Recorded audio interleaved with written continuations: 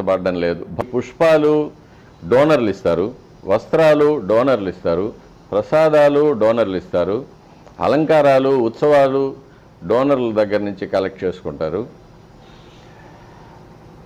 కానీ హుండీలో నుంచి ₹1 కూడా స్వామివారికి సేవకు అని వాడేదే లేదు. పచ్చకర్పూరం కస్తూరి కూడా స్వామివారికి డోనర్లు ఇస్తున్నారు.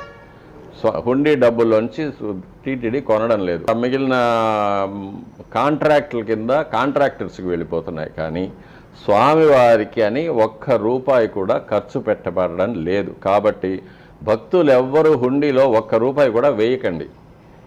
ఏదైనా ఉంటే స్వామివారికి సేవలు చేసుకోండి. స్వామివారి ధూపదీపాలు లేని గుళ్ళల్లో వెళ్ళి అర్చకులకు జీతభత్యాలకు, దేవుడికి నైవేద్యాలకు డబ్బులు డొనేషన్ ఇవ్వండి. ఎక్కడ ఏ గుడిలో ఇచ్చినా అది స్వామివారికి చేరుతుంది, మీకు పుణ్యం వస్తుంది.